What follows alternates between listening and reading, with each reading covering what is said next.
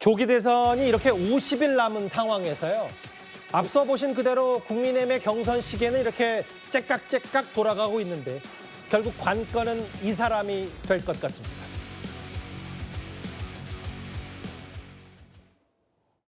지금 여러 여건상 외부에 나오는 것도 괜찮다 이거. 지금 국회 대정부 질문이나 이런 거 할 때 절대로 야당한테 밀리지 않는 한덕수의 체급하고는 틀리지. 통상 본부장도 장관급이고 장관도 했고 수석도 했고 거기다가 총리를 2번씩을 했는데 이제 이 양반 정치인이에요.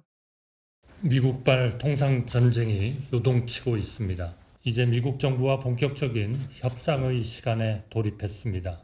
국무위원들과 함께 저에게 부여된 마지막 소명을 다하겠습니다. 아까 성일종 의원은 이 양반이 정치인이라는 표현까지 썼어요. 오늘 새롭게 나온 여론조사부터 먼저 살펴볼 필요가 있습니다. 윤기천 부위원장님 저와 같이 한번 보시죠. 물론 이재명 대표가 압도적입니다. 48.8%. 거의 과반, 50% 육박하는데 김문수 10.9, 한덕수 8.6, 한동훈 6.2, 홍준표 5.2 이 순입니다. 18, 6, 5. 그런데 오늘 저희가 한덕수 차출론과 관련된 여론조사 주목해볼 만한 건 바로 양자 대결입니다.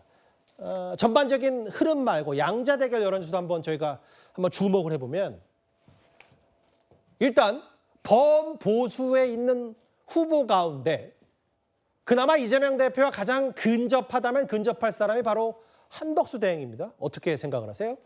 한대행이 이제 출마를 해달라는 촉구하는 분들은 많지만 아직까지 정확히 의사표현을 하고 있지 않죠. 그럼에도 불구하고 상당히 이제 의미 있는 여론 지지율을 보이고 있다는 거죠.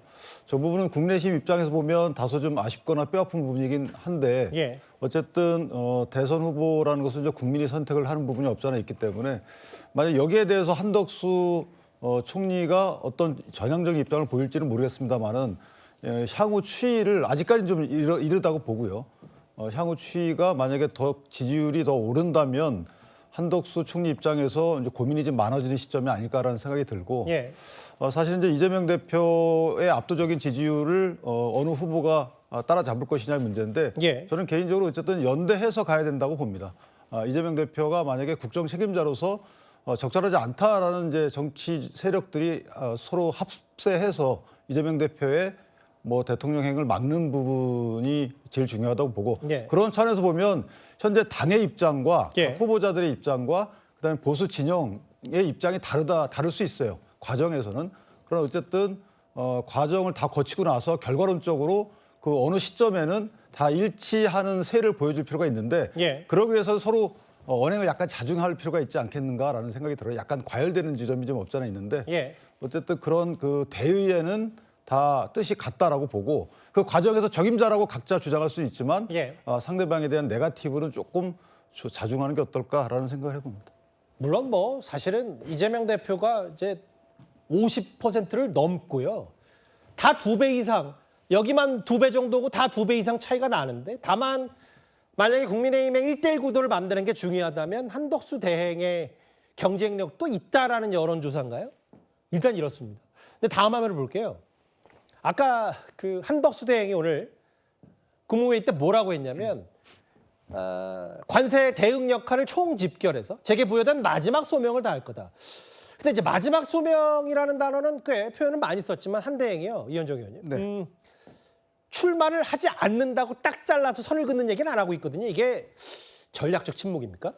자, 우선 이제 보수 진영의 어떤 후보들 다는 이제 이재명 대표와 상대해서 꽤 지금 어려운 구도입니다. 결국 이제 이게 좀 여러 부분이 있지만 보수 진영이 이제 결집하긴 하겠지만 중요한 거는 이제 결국 중도층들의 여론은 누가 없느냐 이게 중요하겠죠. 이제 거기에 어떤 전략적 분명히 필요한데 보수 진영을 결집시킬 수 있는 후보만 하더라도 2등은 아무 소용이 없는 거 아니겠습니까? 근데 그런 상황이기 때문에 지금 한덕수 대행 같은 경우는 물론 지금 여러 가지 어떤 장점들은 있습니다. 좀 전에 성일종 의원이 지적했듯이 이번에 총리를 2번 했고 또 통상에 여러 가지 이 능력이 있고 하는 부분이 있습니다만은 그러나 한덕수 대행은 지금 결국 윤석열 대통령의 탄핵으로 인해서 그걸 지금 맡은 총리로서 지금 국정을 임해야 될 그런 중대한 임무를 맡고 있는 거 아니겠습니까? 그런 임무는 정말 중요합니다. 왜냐하면 결국 보수 정권이 이 정권을 하다가 결국 중도에 지금 대통령이 탄핵이 됐는데 예. 자 그러면 마무리를 정말 잘 하느냐 여부에 따라서 앞으로 보수 정권이 들어설 수 있느냐 없느냐에 대한 어떤 중대한 판단 기준도 될 겁니다. 만약 이제 한덕수 대행이 본인의 책임을 다 소임을 다하고 정말 이 상황을 관리를 잘 한다면 아마 국민들은 아 그래도 역시 보수 진영이 나름대로 역할을 하는구나라는 긍정적 평가를 내릴 거예요. 예. 근데 지금 대통령이 탄핵됐는데 총리마저 그냥 다 팽개치고 그냥 나도 여의도 가겠다라고 이야기를 한다면 과연 많은 국민들이 이 보수 진영에 얼마나 좀 지지를 보내겠습니까? 그런 의미에서 오늘 이 한덕수 대행이 마지막 소명을 다할 것이다라는 것은 저는 굉장히 이 한덕수 대행이 그동안 봐왔던 그런 본인의 소신과 이걸 표현한 말이라고 봅니다. 왜냐하면 지금 한덕수 대행은 지난 50년 공직 생활 동안 지금이 가장 어려울 겁니다. 예. 그 가장 괴롭고 힘들 겁니다. 즉 대통령도 없는 상황에 예. 또 안팎에 지금 위기가 엄청나게 몰려오고 있지 않습니까? 그런 위기를 결국 한덕수 대행이 지금 어깨에 있는 거거든요. 그렇다면 이 한덕수 대행이 마지막으로 해야 될 것은 바로 이 한 50일 기간 동안 어떻게 하든지 간에 위기가 없도록 잘 관리를 해서 다음 정권에게 어떤 면에서 보면 넘겨주는 그 역할을 해야 되는 거거든요. 예. 그런 거 말고 그냥 본인도 떠나겠다고 그러면 국무위원들이 어떻게 하겠습니까? 결국 오늘 이야기하신 말씀은 이 현재 있는 국무위원들과 함께 마지막까지 대한민국을 챙기겠다. 저는 그런 순수한 뜻으로 받아들이겠습니다. 근데 이제 그 이현정 의원이 말씀하셨던 건 뭐 옳고 그름 뭐 당일원적 문제일 수도 있는데 뭐냐면 오늘이 4월 14일이고 내일까지 예비 등록 기간인데 한덕수 대행이 이제 당장 국민의힘 경선에 참여할 가능성은 거의 0에 가깝고 그러면 나중에 무소속 출마든 어제 저희 채널A가 짚어봤던 신당 창당이든 나중에 그 이재명 대표 대항할 단일화를 하냐 마냐인데 강성필 부위원장님 잠시만요. 저희가 성일종, 방수영 두 의원이 지금 한덕수 대행 추대론, 차출론에 꽤 힘을 싣고 있는데 박수영 의원의 주장은 뭐냐면 딱 반이네요. 108명이니까 국민의힘이. 한덕수 대행의 출마 촉구 서명 의원이 54명이나 된다고 했어요. 어떻게 받아들이십니까?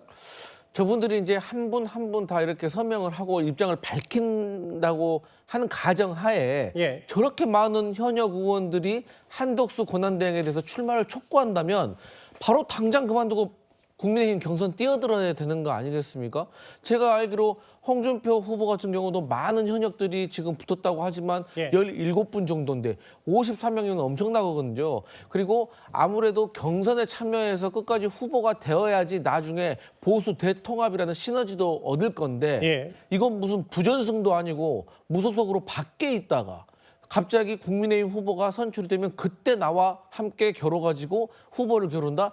이거는 모든 표를 다 빡빡빡 긁어 모아도 이재명 후보를 이길 수 있을까 말까 하는 이 상황에서 저는 국민의힘의 분열을 초래할 것이다. 그래서 정말로 저렇게 한덕수 권한대행의 출마를 촉구하는 의원이 54명이나 된다면 예. 저는 한덕수 권한대행 바로 국민의힘 경선 참여해야 된다. 왜? 이러나 저러나 이때 하나 저때 하나 한덕수 권한대행의 심판 자리를 걷어차고 선수로 뛴다면 비난받기는 마찬가지이기 때문입니다. 이현정 의원께 다시 질문을 드릴게요. 아까 나가면 안 된다는 얘기를 하셨어요. 개인적으로. 네.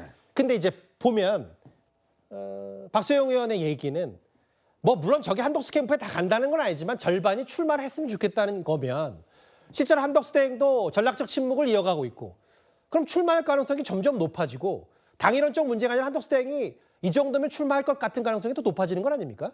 글쎄요. 저는 뭐 이 대선 출마라는 게 저렇게 의원들이 저분들이 과연 그러면 다 한덕수 의원을 위해서 다 열심히 뛸까요? 저는 그렇지 않다고 봅니다. 예. 항상 착시하는 게 뭐냐면 결국 이 서명한 의원들의 뜻을 한번 보세요. 이 의원들은요. 자기 그러면 이 분들을 위해서 한덕수 대행을 위해서 자기가 가지고 있는 예. 뭐 여러 가지 돈이나 이런 것들 투자할 분들이 있을까요? 저는 별로 없다고 봅니다. 그러니까 굉장히 무책임한 거예요. 왜냐하면 국민의힘 의원들의 지금 이 사고방식이 뭐냐면 어떻게 하든지 스스로가 뭘 만들어내고 내부에서 뭘 만들어내기 이전에 예. 뭔가 되는 쪽으로 가서 그냥 숟가락 하나 얹겠다는 그 심산 아니겠습니까? 그래가지고 뭘 하겠습니까? 지금 보십시오. 윤석열 대통령 그래도 윤석열 전 대통령은 나름대로 들어와서 경선도 참여하고 다 과정을 거쳤어요. 예. 근데 지금 그러면 내일까지 이 후보 등록 안 하면 결국 무소속으로 출마하는 거잖아요. 예. 그러면 국민의힘 의원들이 무소속으로 가서 지금 돕는다는 이야기인가요? 그럼 이게 국민의힘이라는 게 왜 있죠?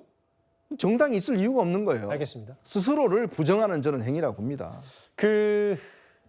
일단 내일까지는 나오더라도 한덕수 대행이 출마하더라도 경선을 안 할 것 같고 그러면 무소속 출마 후 단일화냐 아니면 뭐 아예 누구 말만 따라 신당이냐 이 시나리오는 뭐 거의 쉽지 않아졌고 그러면 무소속 대권 그럼 5월 3일 공직자 그 사퇴 시한 바로 직전까지 5월 말까지 후보 단일하겠다. 예, 윤기찬 부위원장님요. 근데 이제 한덕수 총리가 뭐 경선에 참여를 하면 당 입장에서 제일 좋죠. 예. 그리고 또 하나는 이제 많은 경쟁력 있는 분들이 보수 성향의 경쟁력 있는 분들이 여러 가지 형태로 이번 대선에 나와서 합심을 해주는 것이 보수층의 입장에서는 일단 좋아요.